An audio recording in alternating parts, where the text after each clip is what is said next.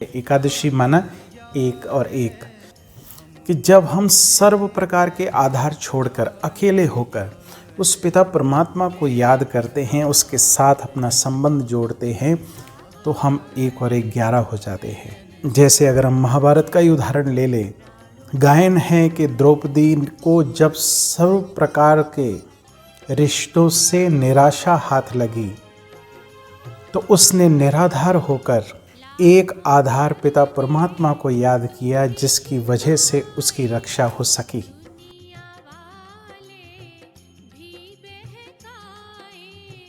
अभी हम अपने कार्य व्यवहार में दुनिया वालों का सहयोग चाहते हैं।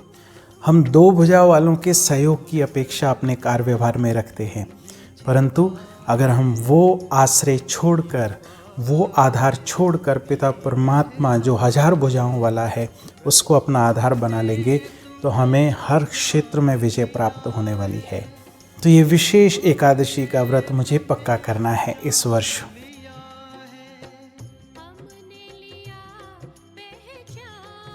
ओम शांति। मैं आज आप सभी का दिल से स्वागत करता हूँ आज के इस विशेष कार्यक्रम में। आज के दिवस की आपको हार्दिक शुभकामनाएं देते हुए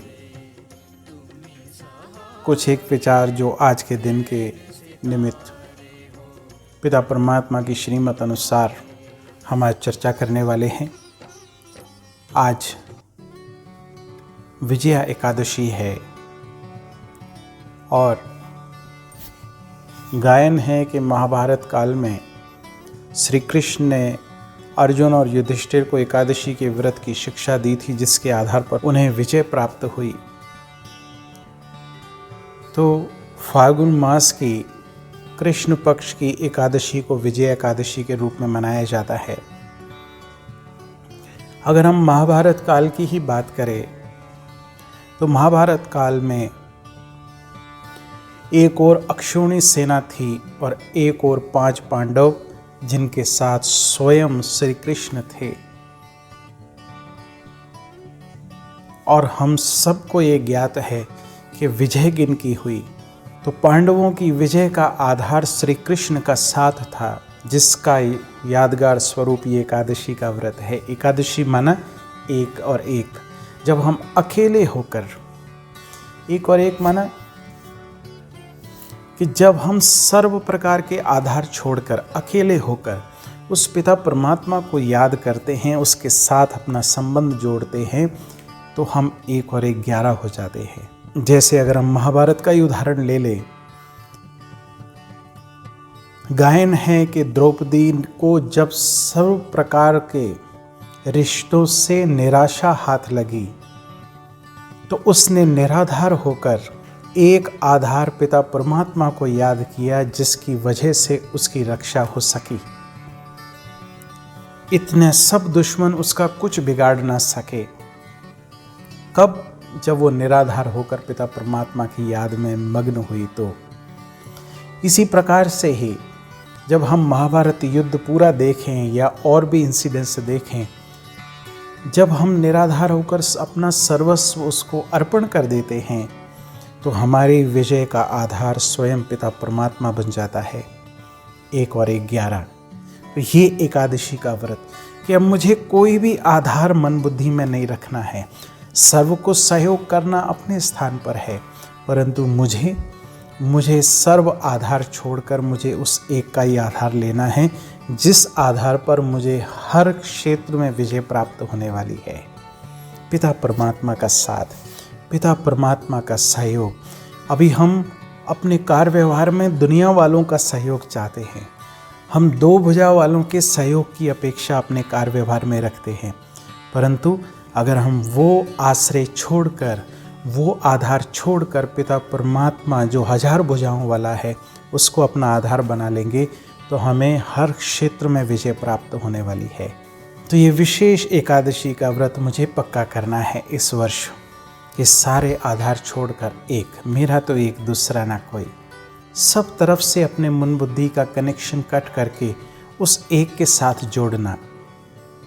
वो निराकार पिता परमात्मा शिव, जिसका यादगार स्वरूप हम आने वाले दिन में मनाने वाले हैं।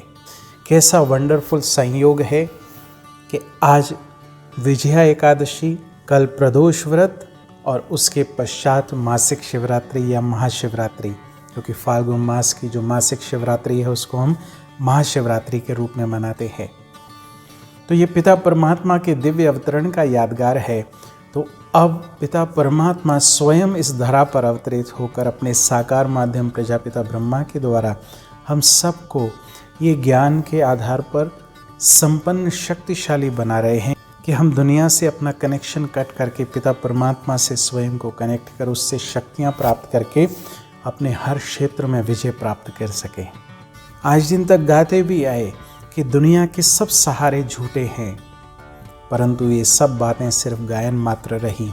लेकिन अब मुझे प्रैक्टिकल लाइफ में इसको अप्लाई करना है कि दुनिया के जो भी सहारे हैं वो अल्पकाल के हैं, थोड़े समय के लिए हैं। ज़्यादा से ज़्यादा कोई मेरा शमशान तक साथ देने वाला है, परंतु सदा काल साथ देने वाला वो एक पिता परमात्मा है।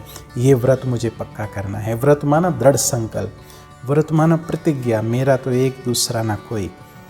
इस आधार पर मेरी शक्तियाँ कई गुना बढ़ जाने वाली हैं। जब 1000 भुजाओं वाला मेरा साथ देने के लिए तैयार हो जाएगा तो आप सोचिए कितने गुना मेरी सफलता मल्टीप्लाई हो जाने वाली है। तो अब मुझे उसका साथ अपने कार्य व्यवहार में लेकर अपने आप को सशक्त बना के अपने कार्यों को ठीक रीति करना है। इन सब बातों की विस्तार पूर्वक जानकारी के लिए आप सबको हार्दिक ईश्वरीय निमंत्रण है। आप किसी भी निकटतम प्रजापिता ब्रह्मा कुमारी ईश्वरीय विश्वविद्यालय सेवा केंद्र से संपर्क स्थापित करें और जानिए समझिए किस प्रकार से पिता परमात्मा ये सारे रहस्य हम सबको बता रहे हैं। हमारे जीवन को दिव्य संपन्न शक्तिशाली बनाने का विशेष लक्ष्य हमें दे रहे हैं। तो आपका आने वाला समय मंगलकारी हो, कल्याणकारी हो। आप शक्तिशाली बने, पिता परमात्मा की याद और श्रीमत के आधार पर अपने आप को दिव्य संपन्न श्रेष्ठ शक्तिशाली स्थिति में स्थित करें। तो इन्हीं शुभ भावनाओं के साथ बैठी मस्तक सिंहासन पर मैं आत्मा चमकता हुआ चैतन्य दिव्य सितारा भ्रुकुटी सिंहासन पर विराजमान हूँ। पिता परमात्मा की याद और श्रीमत के आधार पर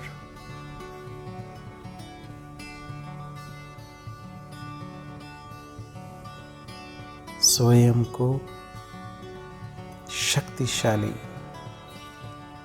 परमात्मा छत्र छाया के नीचे पलने वाली दिव्य श्रेष्ठ शक्तिशाली आत्मा अनुभव कर रहा हूँ। सदा काल पिता परमात्मा की श्रीमत पर चल अपने जीवन के हर क्षेत्र में सफलता प्राप्त करने का वाली मैं दिव्य श्रेष्ठ शक्तिशाली आत्मा प्रकृति सिंहासन पर विराजमान हूँ। पिता परमात्मा की छत्र छाया मुझे सदैव प्राप्त हो रही है।